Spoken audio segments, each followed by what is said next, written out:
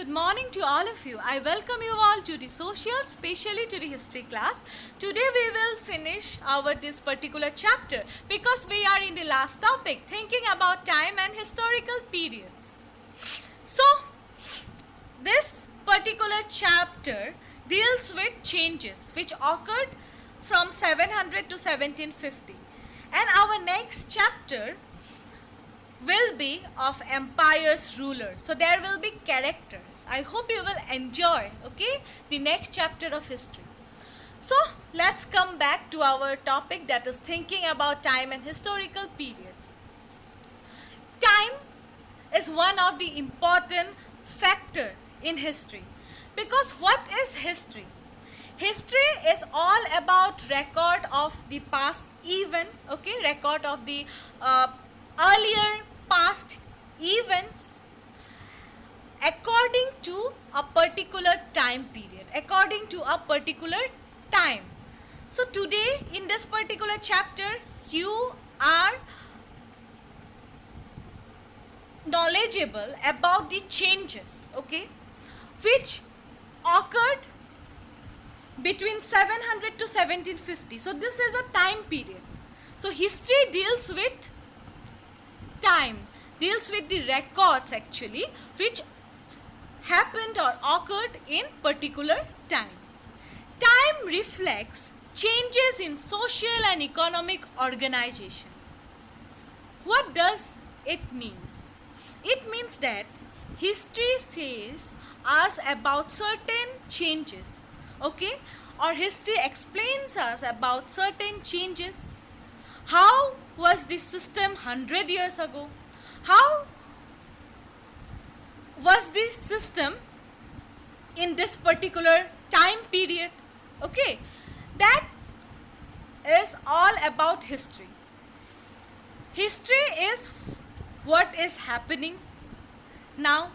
After that, if we will see our future, after 100 years the scenario will be changed and there will be another history. So history change with the time period.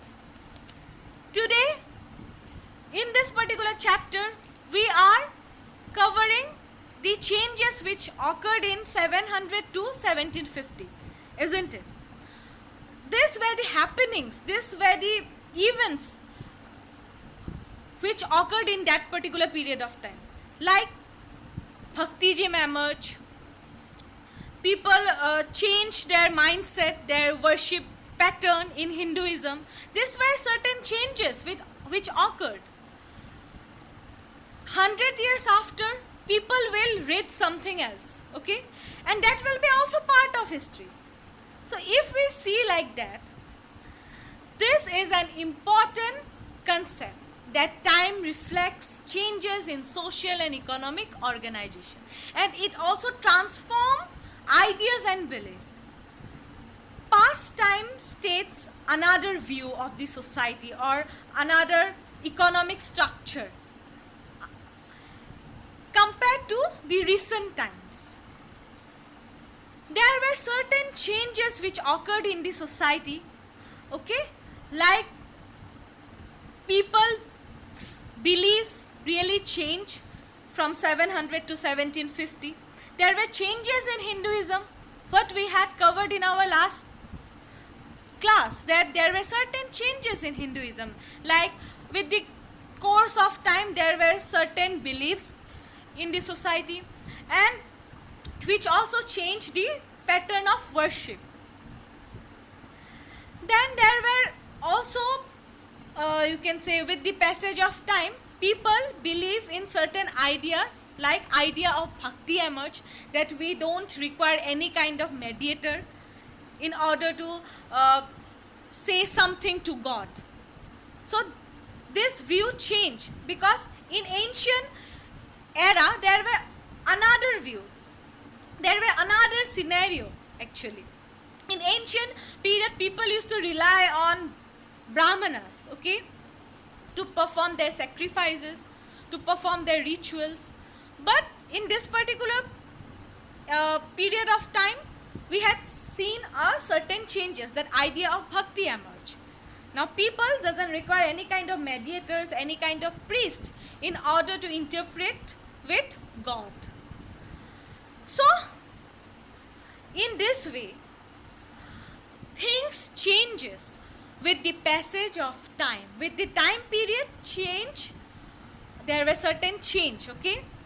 So depending on this time,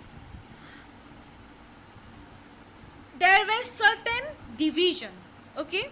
And it was divided into periods. Periods means, you can say history was divided into certain part, okay, or periods. And this possess or shared characteristic. Possess shared characteristic means this you can say periods used to share some kind of common characteristic. For example, if we will look into 700 AD, in that particular time period, if we will look the history of it, it states some common characteristic, like there were brahmanas in the society. Rulers were basically of Hindu religion. So there were some common identity. So on the basis of that common identity, periods were formed, okay? Or history was divided into periods or parts. British historians actually, in the 19th century, they had divided the history of India into 3 periods or 3 parts. That was Hindu, Muslim and British. Now a question arises in our mind, why British historian had given such kind of name?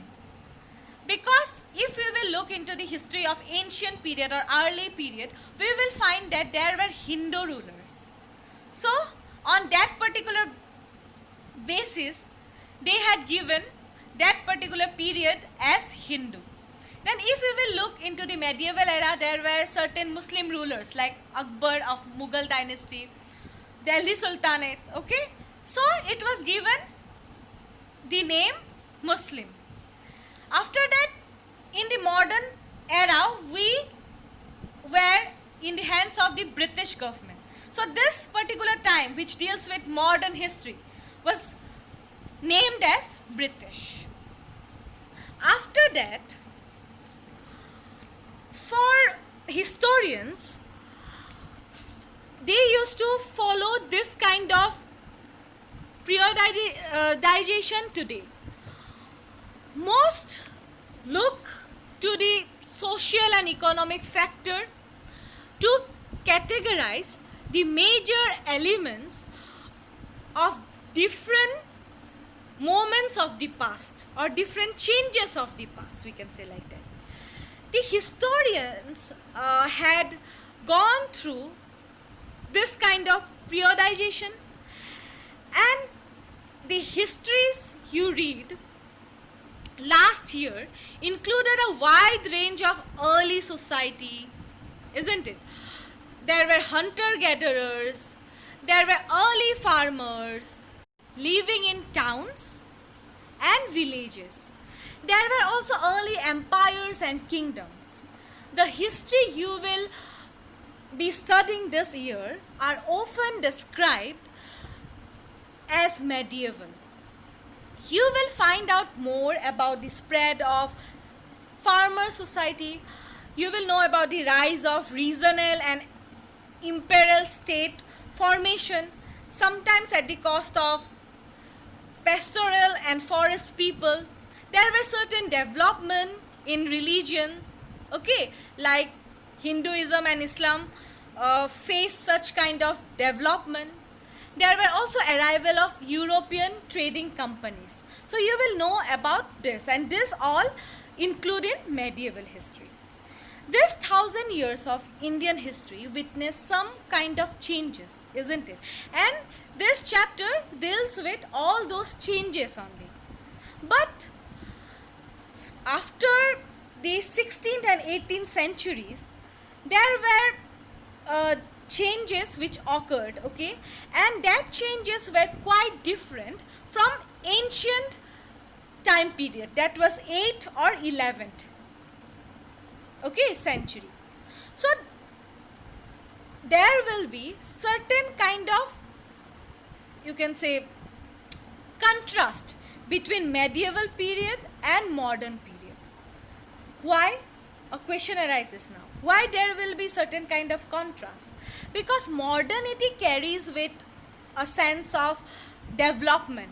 There were intellectual group in the society, there were educated group, actually intellectual educated group, okay, and medieval period was lacking with all those changes.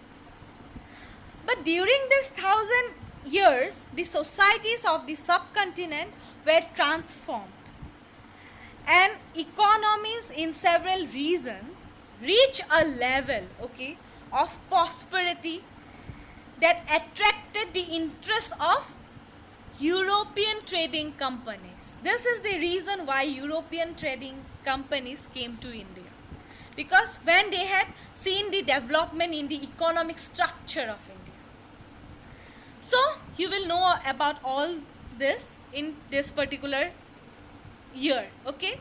You will know about the European companies, how they came to India. That's all in this particular chapter. I hope you have enjoyed it. Thank you.